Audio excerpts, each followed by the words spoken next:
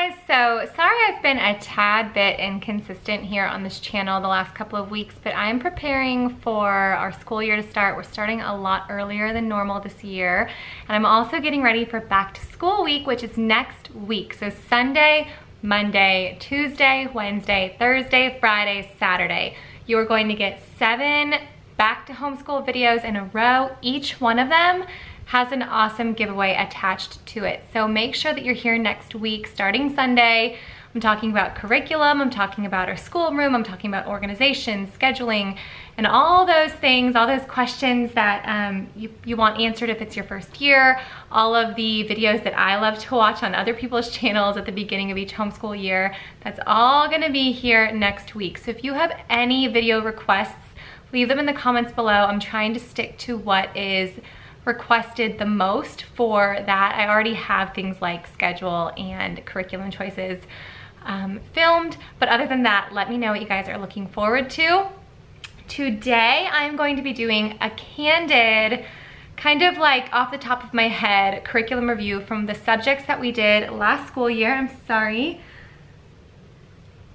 My mom's texting me, she has my kids, that's why it's so quiet. I get asked a lot, why is it so quiet? Anyway, just kind of like the curriculum that we used last school year, what I thought if we're gonna be using some of it next year. I did this a couple of years ago and I was fairly positive about everything.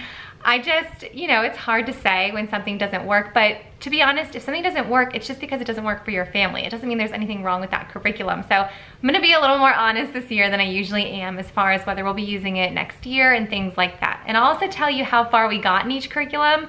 So if any of you are feeling insecure about where you got last school year, no worries. I did not even get halfway in some of our curriculum and I called it good. So here we go, I'm gonna start at the top. So number 1 here is our Picture Smart Bible. I'm showing this first because this was the main subject we would do if we didn't have time for anything else that day. We would always do our Picture Smart Bible. It's also like my favorite curriculum that we use. The conversation that it starts and the amount of learning between both my kids and my husband and I is just like off the charts. We really love this curriculum. They have been so kind as to provide you a 50% off discount code. So if you are looking for the Picture Smart Bible and you want to use it in your home, the info for that is in the description box below. So basically with this, clearly since we love it so much, yes, we'll be using it next year. I plan to use this for years and years and years to come. This is the K through 3 manual. Soon enough, we'll move up to the 4th through adult, but as of right now, our oldest child is going into 4th grade, and she still appreciates this K through 3 layout. So the way that this works, if you're not familiar, is, let me see if I have any of my kids' pages in here. I do. So, let's see.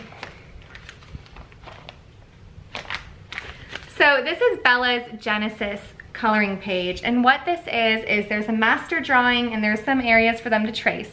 And every day for about a week or so, it takes us about a week to get through each book of the Bible. You're reading them some information about that book, the characters, the concepts, an overview of that book of the Bible, the truths that are really established in that book of the Bible, and also the Good News Starburst, which represents the prophecy of Jesus when you're looking at the Old Testament, or it represents Jesus in the New Testament. So there are some of these power symbols like the Good News Starburst, like the cloud that always represents God, that will be carried throughout the entire curriculum. So they're used to that, they recognize it.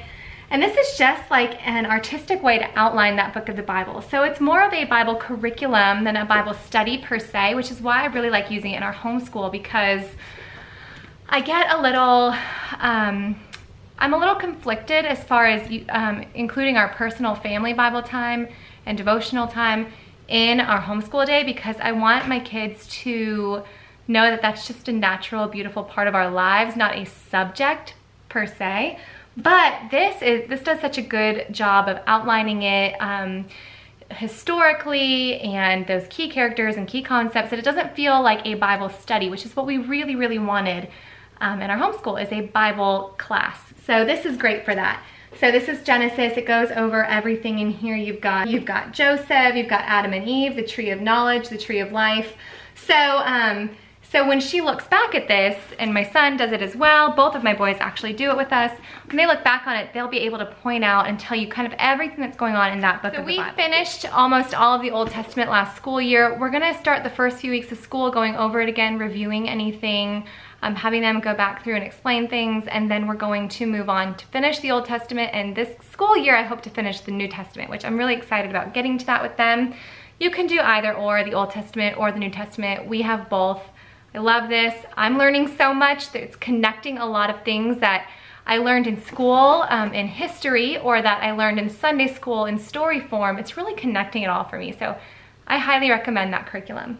Okay, next I have Story of the World. This is our 3rd year using Story of the World, and it's still a big ol' yes from us. We did the Middle Ages this year. We started about a quarter of the way through. We do this with friends, and we got all the way through to the end. So this, again, it's gonna be another yes from me. This was a really great year.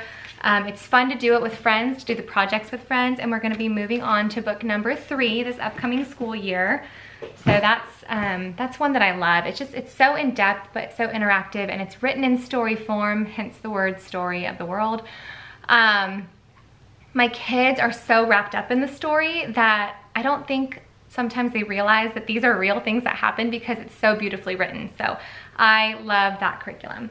We used Yellow Spot Sun Drawing Americana this last school year for art, and I love it. We're going to be using it next year. So again, this is another yes for me. This worked out great for our family. We did slow the pace down. So this is done, technically this is like a 6-week bundle. You do it 5 days a week. The lessons are not exhausting. They're not super long, but you're going over everything from the study of the actual artist to trying your hand at certain things to learning how to critique art and different methods in media. So I slowed it down for my kids. I did not have at the start of the school year 5 days a week to give to art. So in the first school year, including like the hurricane and everything that we went through in the first semester, we got through this whole book in the first semester before Christmas. Then in the second semester, we went back through and we picked up the pace and we devoted 2 or 3 days a week to it. And the second time through, this was an even bigger hit. So they had just gotten more confident with art. This is really our first time doing art and enjoying the program, enjoying what we were learning. This is hard. Art is hard for me because I don't have a lot of knowledge about art. I feel like I can maybe draw a little bit or I can paint a little bit, but I'm not very knowledgeable. And I don't really know where to start. And she does an amazing job. I actually did this with the kids. I sat down and I did art with them, which is why I didn't initially have 5 days a week to devote to it, because I do have 5 days a week for the subjects that I hand to them and can walk away. But with this one, I really wanted to try my hand at it too. I wanted to learn more. And so this was a big hit. I actually know her, Marissa. I got to know her at the FPEA convention last year. I got to hang out with her again this year. I love her and her family. She's awesome. So it's just a bonus that it's supporting another mom in her curriculum here. So keep an eye out next week during our back to school week, because one of you guys are going to win a bundle of your choice. So make sure you come back next week. I'm gonna move on to our first flop this year, and that was Swimming Creatures. I love Apologia. Last year Apologia did not work out well for us, and it was the chemistry and physics, and I just thought it was way over our heads. It was a little bit frustrating. It's an area that I'm pretty weak in, and I thought, okay, well, Swimming Creatures, we literally live at the beach, so we're there 3 days a week, maybe more. And that was really weird the way I said it. We're there at least 3 days a week right now, but during the school year, we're there at least 1 or 2 days a week. There's tide pools. The kids are all into catching these animals and conserving the animals in our ocean, and specifically sea turtles. We stayed on the sea turtles chapter for a long time. But after that, I don't know what it is. I think it's just that immersion method of being in the same subject all year long. It was very exciting at first, but as it kind of got later and later in the year, we found ourselves making less and less time for it, being less and less enthused by it. And so I'm keeping it around because we're gonna be switching to a little bit more of a unit study approach in school next year. And what we did not finish, we got 3/4 of the way through. We got to, what is it? Where did we get? We got through lesson 8, crustaceans, and there are 13 lessons. So just over halfway, to be honest. But I would like to pull this out as reference. I did save my botany book and I saved my flying creatures book, you know, to use as reference when we do some more unit studies. But I'm just starting to figure out that our family does better with the maybe more of the unit study type of science specifically. So there's nothing wrong with Apologia. I love the way they have it written. I love the information. I love how in-depth it is because it is one chapter focused on one small area of that part of science that you're studying: zoology, swimming creatures, flying creatures, chemistry, botany, whatever, astronomy. But I can't stay on the same subject that long. I understand the benefit of it, but for our family, that's a no. It was a not finished this year. So math, I feel like we have down to a science. I'll put a link up here to my How I Teach Math video, which can explain more if you need more in depth. But my son did Horizons Math first grade this year. He finished and started moving on to teaching textbooks 3 as incentive to finish Math 1. So he's about, I don't know, 5 lessons into teaching textbooks Math 3. My daughter is almost finished with teaching textbooks Math 4. She's going this year into 4th grade, but this was during her 3rd grade year. She has a couple more, there's a couple weeks left of summer for her. She's got maybe 10 lessons left in that. So I have no problem with her kind of rolling that in before she goes to level 5 next school year. We've used both of those curriculum for years. Again, the link for that is above.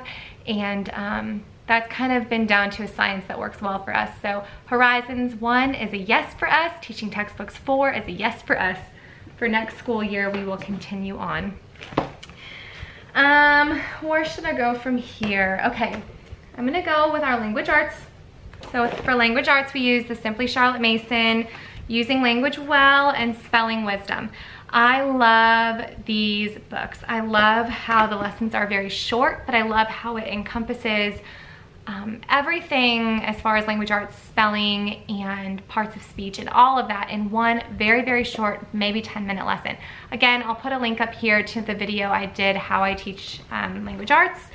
So if you want to get more in-depth peek, a look inside of these books and how they kind of work, but the lessons are very short, 2 days a week. Bella finished the year 1, which is level 3, book 1. I'm sorry, that didn't make sense. Book 1 is for 3rd and 4th grade recommended. She finished the 3rd grade part of book 1, so next year we'll be moving on to the second portion of that. Jessie used, do I have it in here? Yes, All About Reading level 2. I loved All About Reading level 1 and 2 with Isabella. I loved All About Reading level 1 for Jessie. Level 2, I don't know, it really bored him, and by the time that he was very excited about reading, it took him a whole lot longer than it took my daughter. He was capable of reading, but he didn't have that excitement behind him, which really doesn't, that excitement and that desire to read really pushes them a whole lot farther than you would realize. So we could sit there and I could beat my head on the wall and get him to read the words that he was supposed to be reading. But by the time that he was excited about reading and wanted to read, it was just time to set the book down for the rest of the year and just let him read. So last school year, he would just pick up books and read by the end of the second semester. So we stopped about 2/3 of the way through the year, and we were at lesson, let's see,